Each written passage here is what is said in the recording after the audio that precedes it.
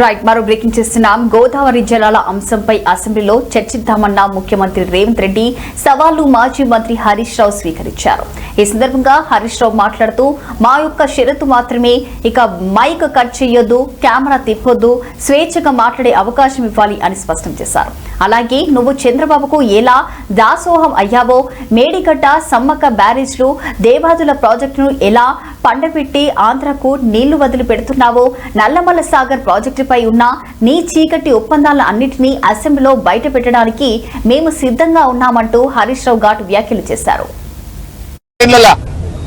కనీసం 1 లక్ష వద్దు, mic cut చేయొద్దు, కట్ చేయకుండా నువ్వేం చేసినావో బీఆర్ఎస్ పార్టీ ఏం చేసిందో చర్చించడానికి మేము సిద్ధం. 60 ఏళ్ల కాంగ్రెస్ పాలనలో చేసింది ఏందో, 9.5 ఏళ్ల బీఆర్ఎస్ పాలనలో ఏం చేసినామో మేము చర్చించడానికి సిద్ధం. మేము 9.5 ఏళ్లలో 48 లక్షల ఎకరాలకు తెలంగాణలో సాగునీరు అందించి చూపాం. నువ్వేం చేసినావు 2.5 ఏళ్లలో? కనీసం 1 లక్ష ఎకరాలకన్నా నీళ్ళు ఇచ్చినావా? మాటలు తప్ప చేతలు లేవు.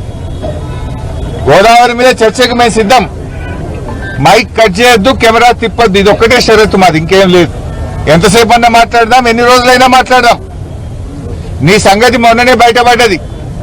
ఉత్తమ్ కుమార్ రెడ్డి గారు, మీ జర్నలిస్టులే సాక్ష్యం, ఆయన గారు దేవాదుల ప్రాజెక్టు మీద ఉత్తమ్ కుమార్ రెడ్డి గారు ఎక్స్ప్లెయిన్ చేస్తుంటే రేవంత్ రెడ్డి గారు ఆయన ఆపేసిండు.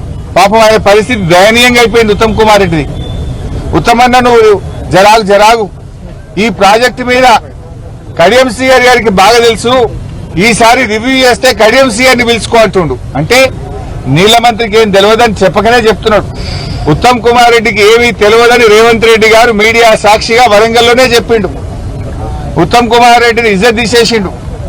నీకేం తెలియదు, ఈ ప్రాజెక్ట్ గురించి కడియం సీఆర్ గారికి తెలుసు, ఆయన్నే పిలుచుకో అంటాడు. ప్రాజెక్టు గురించి నీ మంత్రినే నువ్వు మాట్లాడనీయలేదు. రేపు అసెంబ్లీలో మాకు మైక్ ఇస్తావా? నువ్వు మమ్మల్ని మాట్లాడనిస్తావా? అందుకే నేను ఒకటే షరతు పెట్టినా, కెమెరా తిప్పొద్దు, మైక్ కట్ చేయొద్దు, మాట్లాడదాం. పట్టు ఎవరు ఏం చేశారో మాట్లాడదాం, రాష్ట్ర ప్రజలు చూస్తారు.